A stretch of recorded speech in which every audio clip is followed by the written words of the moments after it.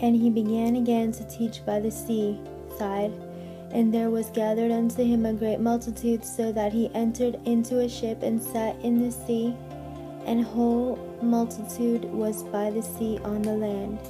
And he taught them many things by parables, and said unto them in his doctrine, Hearken, behold, there went out a sower to sow. And it came to pass, as he sowed, some fell by the wayside, and the fowls of the air came and devoured it up.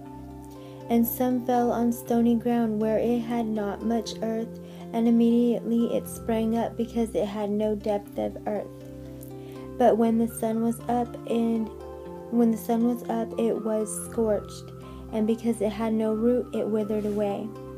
And some fell among thorns, and the thorns grew up and choked it, and it yielded no fruit.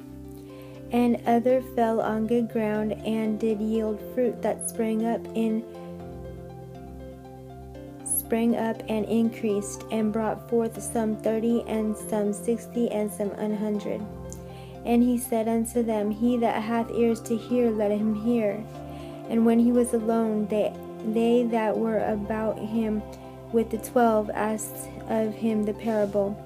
And he said unto them, Unto you it is given to know the mystery of the kingdom of God, but unto them that are without, all these things are done in parables, that seeing they may see, and not perceive, and hearing they may hear, and not understand, lest at any time they should be converted, and their sins should be forgiven them.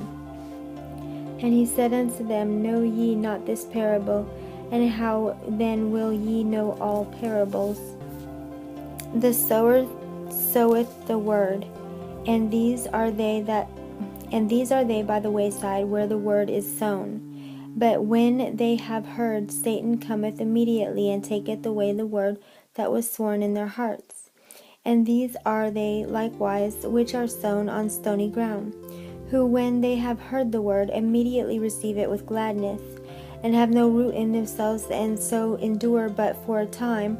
Afterward, when affliction or persecution ariseth for the word's sake, immediately they are offended. And these are they which are sown among thorns, such as hear the word, and the cares of this world, and the deceitfulness of riches, and the lusts of other things entering in, choke the word, and it becometh unfruitful. And these are they which are sown on good ground, such as hear the word, and receive it, and bring forth fruit, some 30-fold, some 60, and some 100. And he said unto them, Is a candle brought to be put under a bushel, or under a bed, and not to be set on a candlestick? For there is nothing hid which shall not be manifested, neither was anything kept secret, but that it should come abroad. If any man have ears to hear, let him hear. And he said unto them, Take heed what ye hear, with what measure ye mete, it shall be measured to you, and unto you that hear shall more be given. For he that hath, to him shall be given, and he that hath not, from him shall be taken even that which he hath. And he said, So is the kingdom of God, as if a man should cast seed into the ground, and should sleep and rise night and day, and the seed should spring and grow up, he knoweth not how. For the earth bringeth forth fruit of herself, first the blade, then the ear, after that the full corn in the ear. But when the fruit is brought forth, immediately he putteth in the sickle, because the harvest is come. And he said, Whereunto shall we liken the kingdom of God, or with what comparison shall we compare it? It is like a grain of mustard seed, which, when it is sown in the earth, is less than all the seeds that be put in the earth. But when it is sown, it groweth up, and becometh greater than all the herbs, and shooteth out great branches, so that the fowls of the air may lodge under the shadow of it. And with many such parables spake he the word unto them, and they were able to hear it.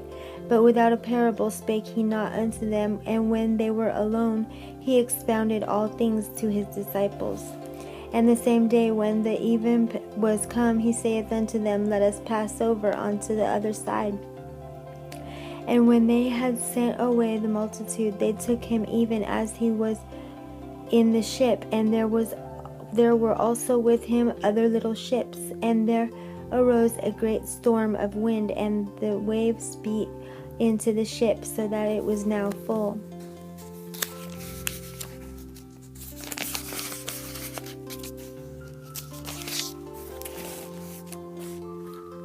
And he was in the hinder part of the ship, asleep on a pillow. And they awake him, and say unto him, Master, carest thou not that we perish?